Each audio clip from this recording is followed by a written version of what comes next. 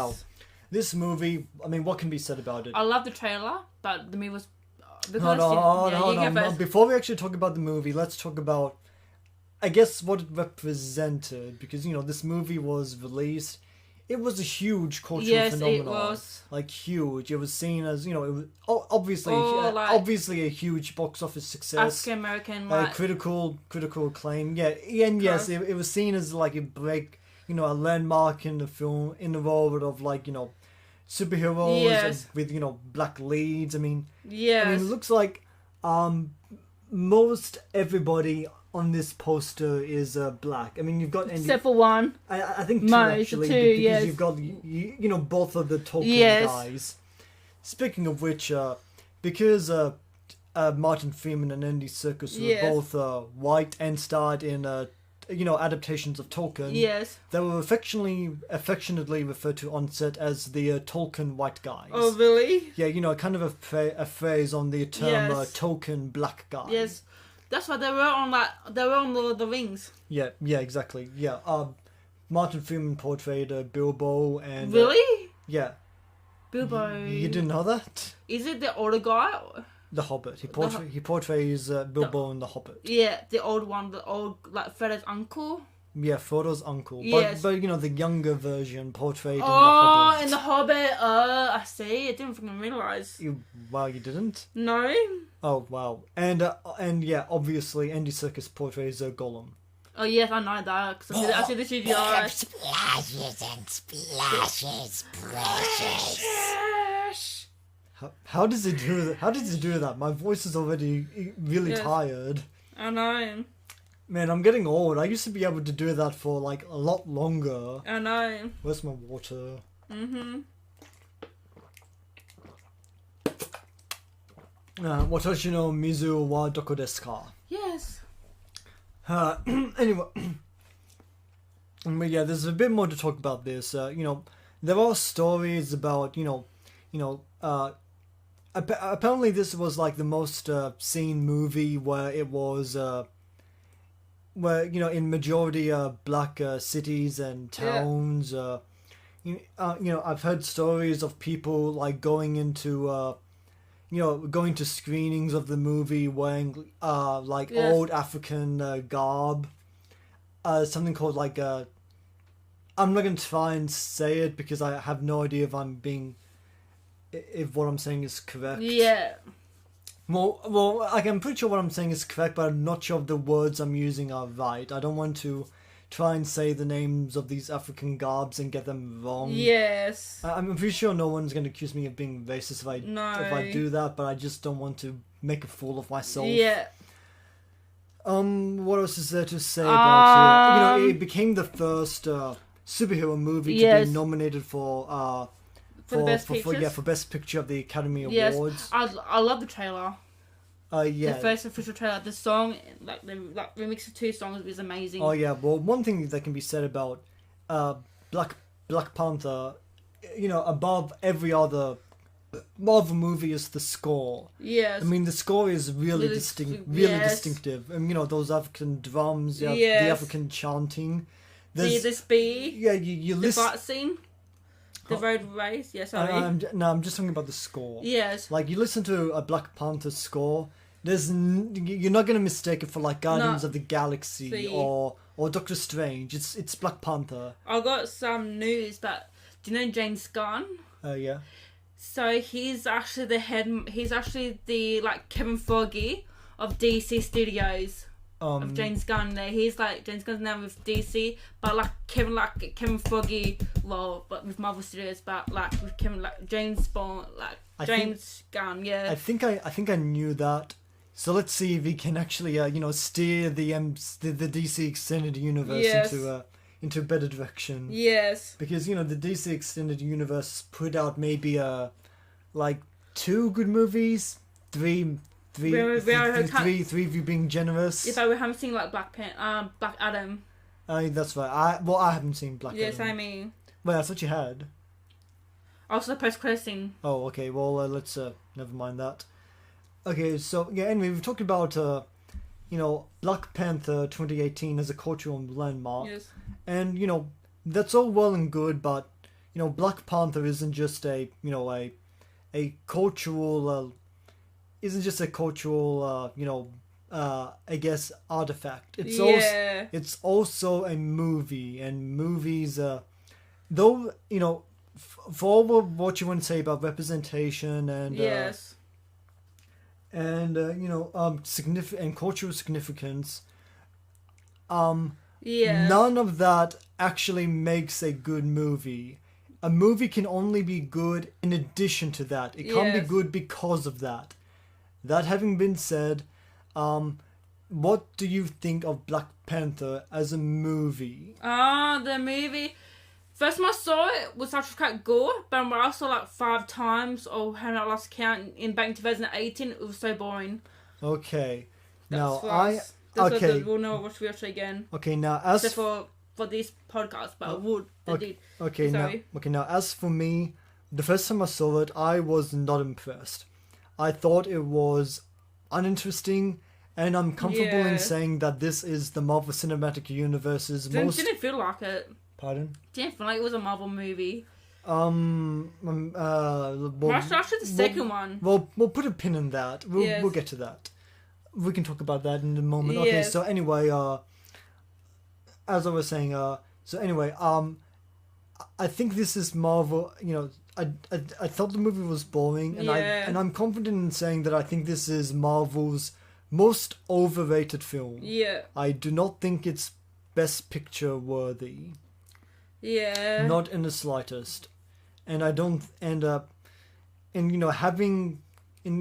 the only one superhero movie was nominated in one of the main big Oscar categories before this, and that was Logan for best adapted screenplay. Yeah. Not for Best Picture. No.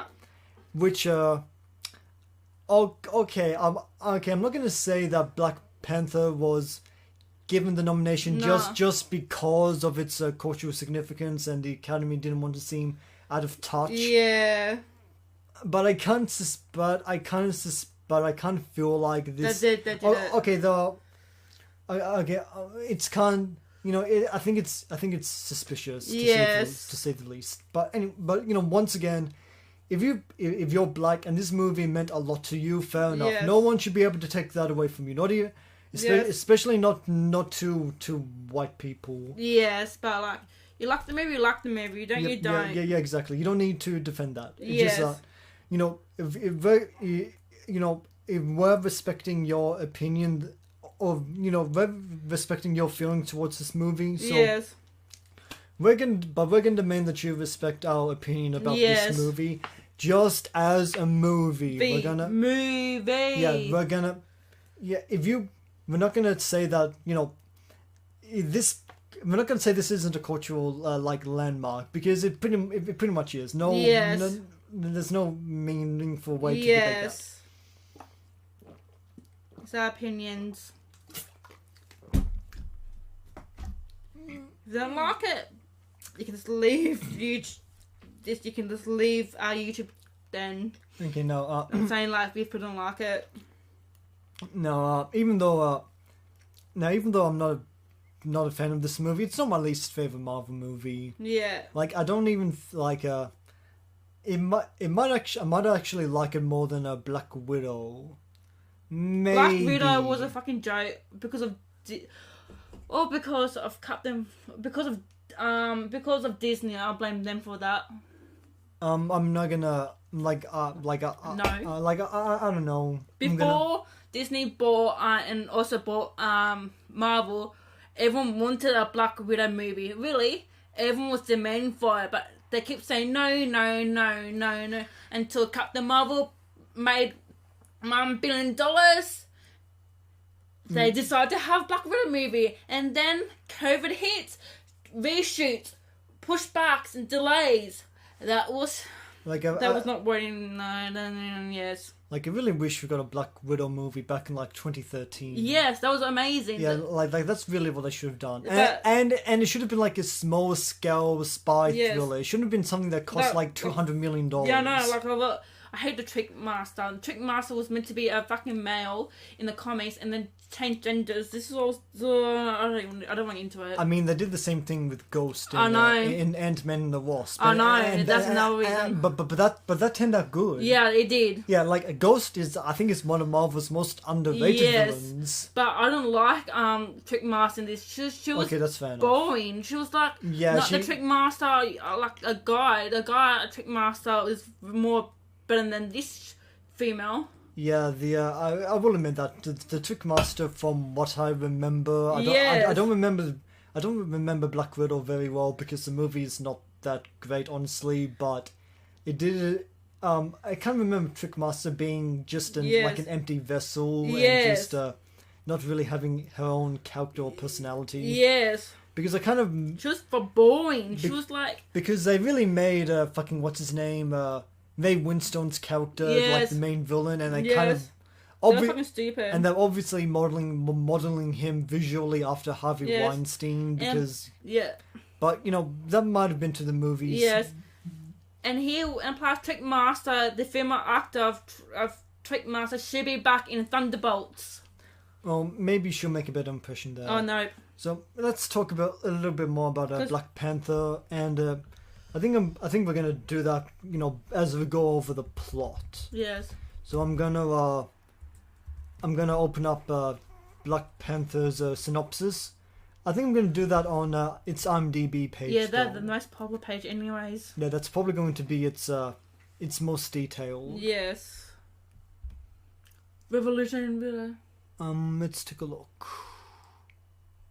You just. Storyline. It's loading. Yes.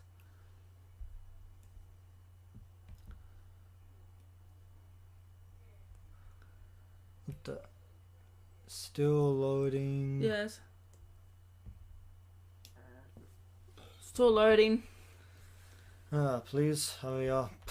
I know.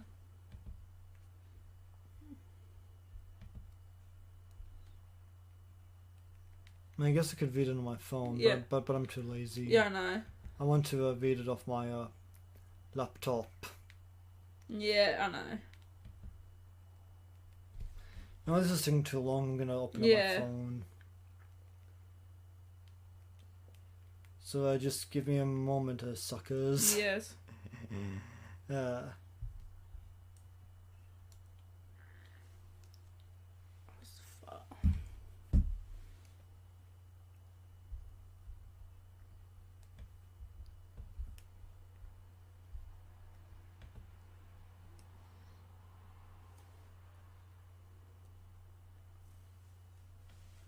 You keep talking as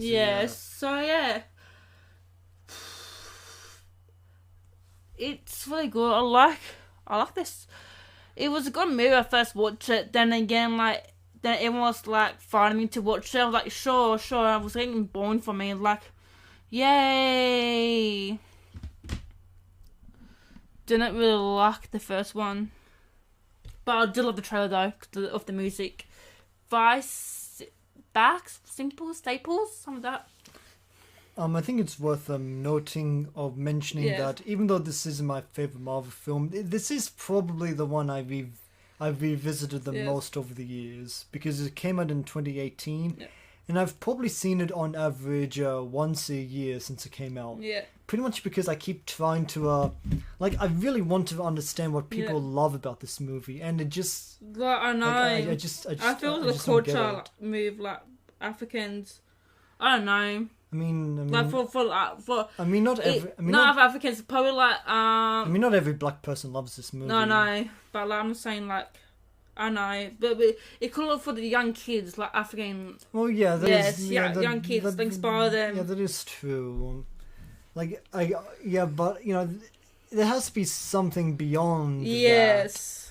It's something just from the movie itself, because probably they want to do a blah. I don't know. Well, anyway, let's just read the synopsis and we'll talk about the. Are you going to more? Well, yeah, because I really do want to. That's really what. Well, I think this is the best way to talk about the movie, what we like about it, what we don't like about it. So, I guess, okay, we're starting with the scene about. I guess we'll start with the beginning. Well, that's a lot. I'm not going to read it word for word. I'm just going to, shuffle. like broad strokes. Okay, the opening scene with where the kid is told the story by his dad, I guess, where the CGI kind of prologue about the African or the Panther god talking about these tribes in Wakanda. Yes. And he gives him this herb, and that is visually cool, but I kind of feel like it would have been better if it wasn't like this CGI kind of like particle looking thing. Like it was actually made in something that actually resembled like African art. Yeah. Not that I've seen a lot of African art, but this probably something that would have been more visually distinct. Yes. I mean, granted, it was already visually distinct to start with, so who cares? Yes. But so what do you think the chances are that we will actually see this Panther god in the future movie? The Panther god really wouldn't be his son. No, but I mean, like, how they say that this Wakandan king or one of this tribe's rulers was visited upon by this Panther god that told him about this herb. Oh, herb, yes. So do you think we'll actually see this Panther god? No. You don't think so? No. Okay. What makes you think that? Because if they did, they just should have done it in the second film. Maybe you're right, but I'm not gonna rule that. I'm not going to rule it out. I'm going to suspect that at some point. The part they did in the comics. Yeah. I think Doctor Doom spoke with the Panther god in the comics. Yes. So anyway, let's keep going. So was that the fucking? So who was that story told to? Was that told to? I think young T'Challa. Was it young T'Challa? I think so, or Killmonger. I think it might have been Killmonger, but I don't know. So. Yeah, same. So anyway, then in the next scene, we see this is like in the 90s. Yes. 1991 or 1992. 1992 it says on the synopsis. Yes. So anyway, what was I going to say? So yeah, the Black Panther at the time confronts his brother, who is stationed in the US, who apparently he sold vibranium to Gollum. Yes. And he kills his brother, and yes. And later on we find out that he's left his his son. and his brother's son and his nephew in the US away from Wakanda. Plus, he also, the claw. Yeah. He also found vibranium in Age of Ultron. Well, what did he do with those? Good question. I don't think it's I don't think it's worth exploring because we've got this and one other movie to talk about. Yeah, I know. So let's keep going. So anyway, those first two scenes, they're not really captivating, but they were well done, and there's nothing really objectionable about them. No. We're still very much in first impressions territory. Yes. And then and then we get the scene of T'Challa in the he's running around Nigeria, was it, or the Congo, and he's capturing. I don't really know what his mission is. Is he liberating some woman? I think so. They're all spies. Because his ex-girlfriend. Yes. What's her name? She's portrayed by Lupita Nyong'o. Nakia. Yeah. For some reason, I was thinking about what her name was earlier today, and my name kept going to Akadi. Yeah, really? Yeah, which that couldn't have been it because Akadi sounds Japanese. Yes. But anyway, let's keep going.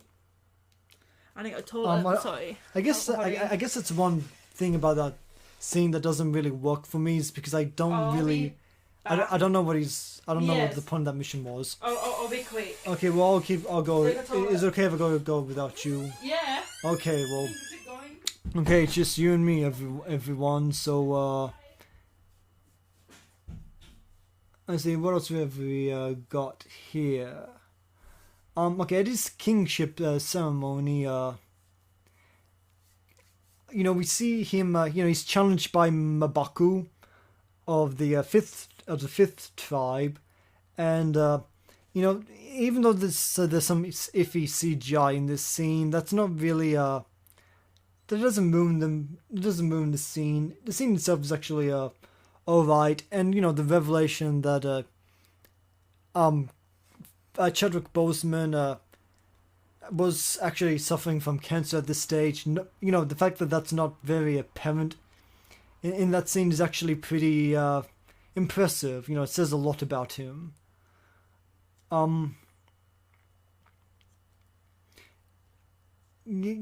Typically that's also meant to be that scene might be might be going for the intent of showing that Wakanda is actually not a very great society. If they determine their kings by like trial by combat, but it doesn't really seem like it's that way. It seems more like it's going for trying to show off how badass T'Challa is, which I mean, yeah, but I don't know. I feel like the movie's kind of not very well thought out and how it feels about Wakanda as a society. I'm back. Come back. I got a pimple on my face. Pardon? That pimple. Oh, I can squeeze it if you want. After this? Okay, sure. Yes. What do you... Okay, do you have any thoughts about, that coronation ceremony where he fights M'Baku? Yes, that was good. Okay, yeah, just that? Yes.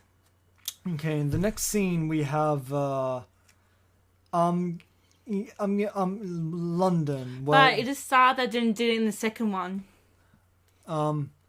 Well, yeah. I mean, I guess we'll discuss that when as we keep going through the movie. Okay, next we have that scene in London where Claw and Killmonger steal the vibranium axe. Yes. Where our introduction to Killmonger in the Marvel Cinematic Universe. Yes. I'm not going to comment that much about that because, I feel like that's something that I guess we would just leave my analysis of Killmonger towards the end. Yes. But I guess the main thing I would say is that, that's Killmonger's introduction to the Marvel Universe. Yes. Or into the Marvel Universe. Yes. Okay, next we have the, I guess the South Korean fucking scene. Oh. Where, I mean, the scene is, it's alright. Yes. I do remember from, before the movie released, that Black Panther was, like, Marvel's James Bond. Yes. Is it because of that scene? Because I think that's kind of, kind of dumb. Yeah, it is. Like, because, a monarch being comparable to James Bond, I mean, whatever. Yeah.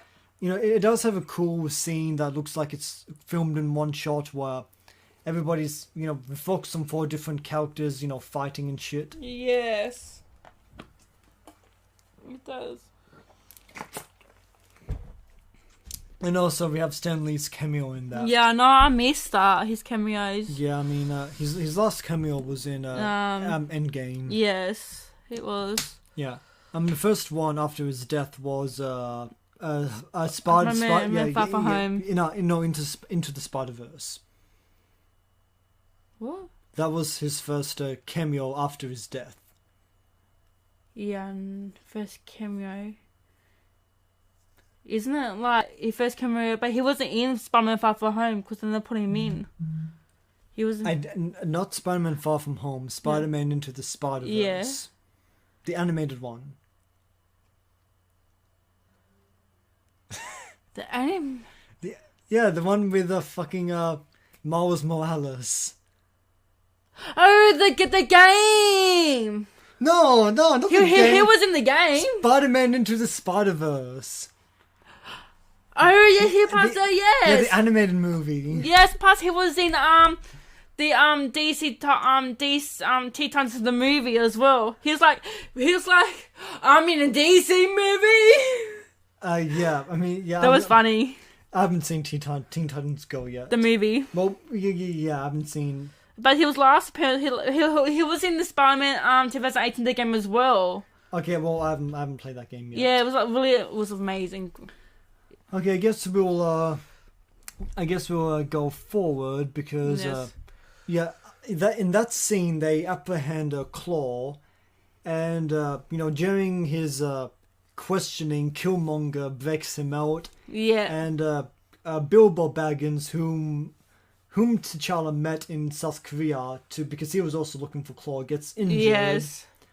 And I mean, that is a lot happening, but yes. it doesn't really capture your kind of.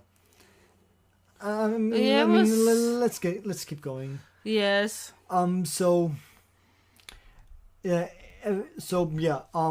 T'Challa and company take Bilbo back into Wakanda because only their medicine can repair the damage done to his spine because he took a bullet for Lupton Nyong'o. Yes. So anyway, in the next scene, Killmonger kills Claw while also shooting through his girlfriend. Put a pin in that. Yes. So anyway, he takes Claw's body to Wakanda and reveals his identity as N'Jabu's son. Yes. To the tribal elders and challenges T'Challa for the throne. Yeah. And that was sad. Yeah. Well, let's keep going. Well, let's keep going. Killmonger wins the fight. Yes. And he kills. I don't remember who it was. I think it was a person who. Yeah, he killed his aunt. Betrayed his father. He was an elder. Yeah, he betrayed his father. Yeah, well, yeah. He was young. I do remember who he was. Yes. But he kills him in front of everyone, and T'Challa is upset. Yes. And I feel like we're meant to feel for him, but we kind of don't. Yes. The character hadn't made that much of an impression. Yes. And even though Chadwick Boseman is trying to sell it, it doesn't work. No.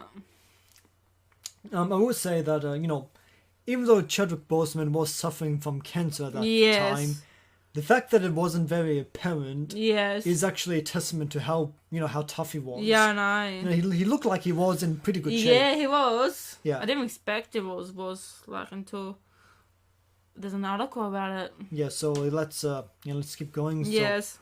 Yeah, and after Killmonger beats T'Challa, he drinks the herb, sees a vision of his dad, and burns down the rest of the herbs. Yes. I think that's let's keep going. So anyway, it's just like he did burn the herbs, but left for the second movie. Yeah, so just so you know, we're going to talk about the second movie. So I thought that was spoilers. Yes, for the second one. Probably should have said this at the start, but spoilers. Yes. So anyway, let's keep going. Killmonger. So I don't know if I already mentioned this, but Killmonger does throw Black Panther down a waterfall. He's presumed dead. Yeah.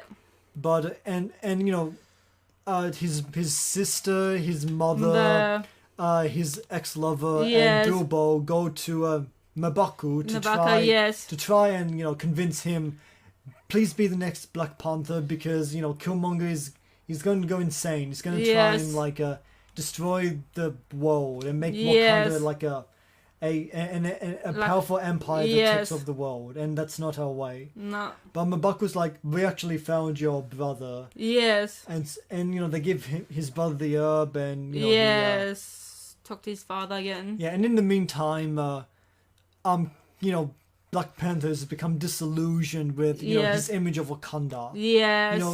Wakanda being so isolationist and against helping other nations. Yes. He feels like that's kind of like been a weakness of the great of the great nation, and that he says like, you're all wrong. Yes. And he is good in that scene, and I kind of feel like if they want that to be the message of that movie, they should have gone like more into it. Yes. Yeah. and we probably should have seen more of, Wakanda. Yes. I feel like there's too much emphasis on, like, the aristocracy. And, like, 'cause in the second one, we actually see more side of Wakanda.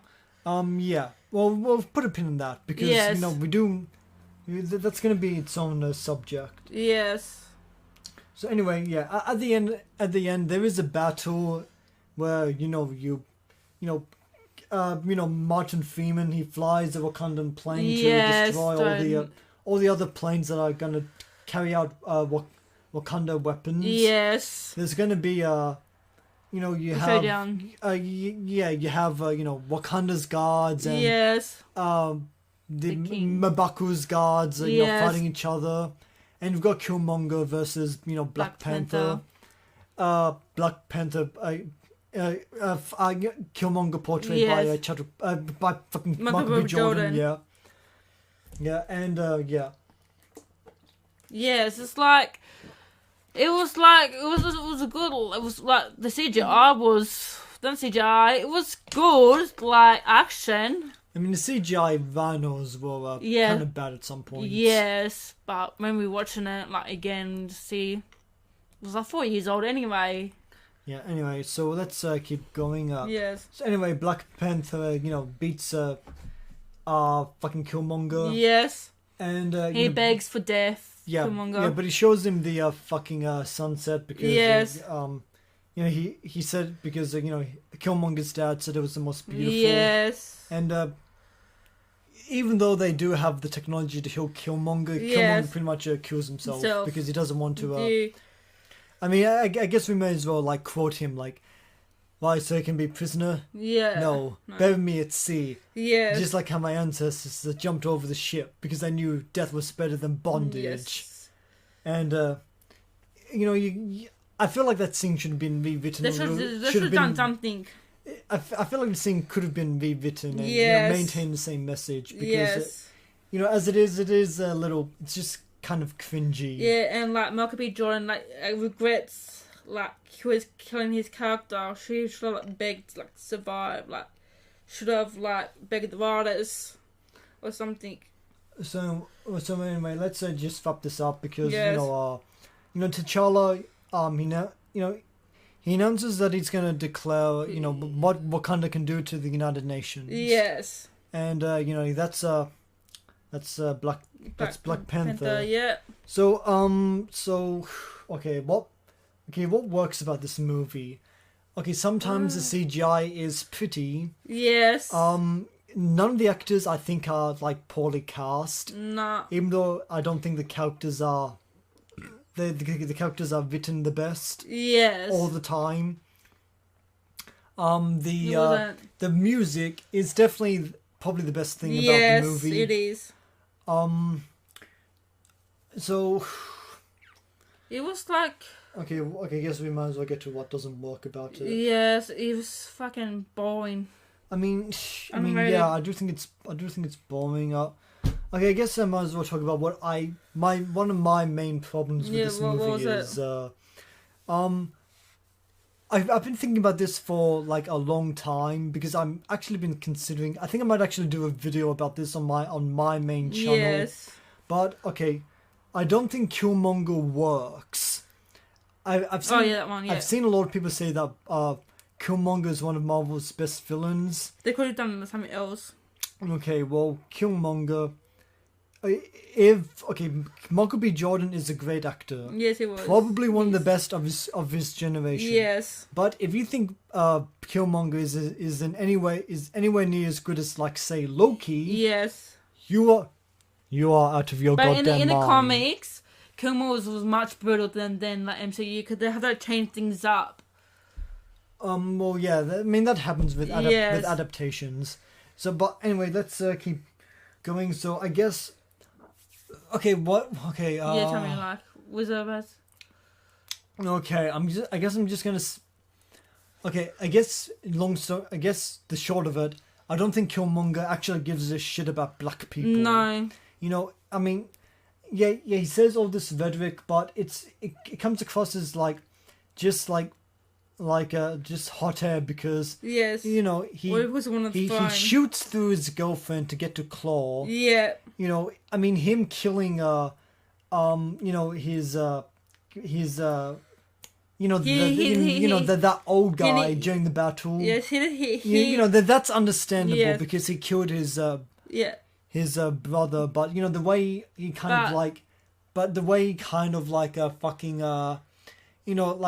tries to I guess He didn't care. He only cares about power. I guess degrade Black Panther Yes. and Yeah, but it's like he just he don't really care anything. He only cares about the power. I mean he comes across as way too arrogant. Yes. If he was just written slightly more noble or misguided, I think this would have worked a lot better. Did you know that there was a deleted scene where between Killmonger and his girlfriend where they have this agreement that if a situation where Claw takes her hostage, that they agree that he would shoot her. Oh really? Yeah, they both agreed that. Oh, I didn't know that. Yeah, well, yeah, obviously. Didn't know. But the point is that since that scene was cut from the movie, yes, it just leaves Killmonger looking like somebody that doesn't actually give a shit about his black girlfriend. No. And just kills her because hey, she was literally in the way. Yeah. And okay, what else?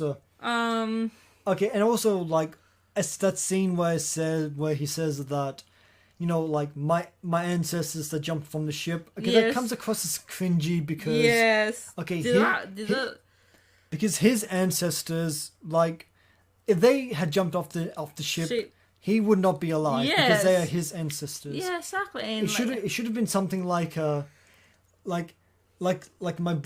my brothers and sisters that jumped off the ship. Yeah. That would have carried the same meaning and would have actually made sense. Yeah. And okay, what else doesn't really work about the character? It was so fucking boring. I guess something else that maybe he could have had a few more scenes to. Yeah, he could have more background, how the special army, his background, how to become Killmonger, from the army and all that. I mean, Killmonger debuted in a phase of the MCU where Marvel was stepping up its villains, and the villains from this era were getting better because you had Hela. Yes. Yeah, you had fucking Ego, the Living Planet. Yes. Thanos. Thanos, obviously Thanos. And Ghost. Ghost. Yeah. I mean, I have to say, Killmonger is very much at the bottom of that. Yeah. I think he's at the same level as Vulture. Yes. Who, a lot of other people said that Vulture is one of Marvel's better villains. I'm kind They're probably in for the Spider-Man universe. I mean, I'm kind of at the opinion where Vulture is kind of overrated. Yeah. And there were some people saying that Michael B. Jordan might have deserved a best supporting actor nomination. Yes. Which, like I said, I don't think his performance is bad, but I don't think he. What about the second? I'll wait till later. Well, yeah, we'll get to that. But anyway, like I said, I don't think he and the script I don't think they're ever on the same wavelength. No. Because, the script, sometimes it calls for Killmonger to be, arrogant and... Yes. And I feel like Michael B. Jordan's trying to portray him as sympathetic. Yes. And other times the script is calling for Killmonger to be sympathetic. Yes. And Michael B. Jordan is portraying him as just as arrogant. Yes. And this is unfortunate because Ryan Coogler, the director of Black Panther... Into? That's true. But what I'm saying is that he also directed Michael B. Jordan in the Creed movies. Oh, yeah. And the first one. He didn't come back for Creed 2. But anyway, he directed a much better performance out of fucking Michael B. Jordan in the Creed movies. Yes. The third one is actually directed by Michael B. Jordan. Oh, wow. That's cool. Yes. I mean, Well, like Stallone. Stallone directed some of the Rocky movies himself. But he might be like the Rocky star, Sylvester Stallone. He might be back in the third Creed movie. Yeah. I mean, I am going to miss Stallone. Yes. But the Creed movies should probably. It's probably time for them to just totally focus on Creed. Yes. The last focus on Creed. I mean, it's time. Yes. But anyway, okay, what else do I think not really works about this movie? Maybe Black Panther could have been better written. Could be better. Because, T'Challa, describe his character.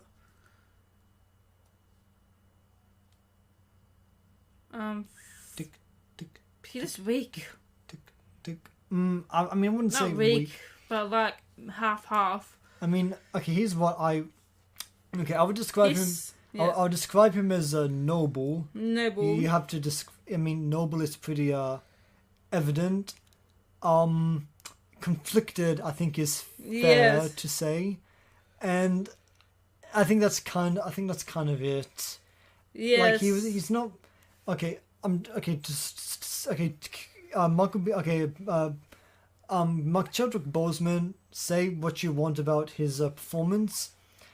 The character he's portraying, I think, could have been better written. Yeah, could have. I mean, like I said, I think Black Panther was much better in Civil War. Yes. When he becomes... Compared to this. Yeah, so anyway, something else that I think... I think another problem is Wakanda itself. Yes, when I saw a portion, not the whole fucking... Okay, the movie's kind of portraying... Wakanda is like this paradise. Yes. But the movie also kind of tries to point out the problems with Wakanda. Yeah. Because, it's a monarchy where you need to define where it shows the problem, where it actually shows in this movie where Killmonger takes the throne. Yes. He's immediately going to start doing, like, bad shit. Yes. Which feels like it's meant to... It's kind of at odds with... Yes. with how it's done with when T'Challa does the same thing. Yes. I mean, either it's bad the whole time or it's not. Yeah.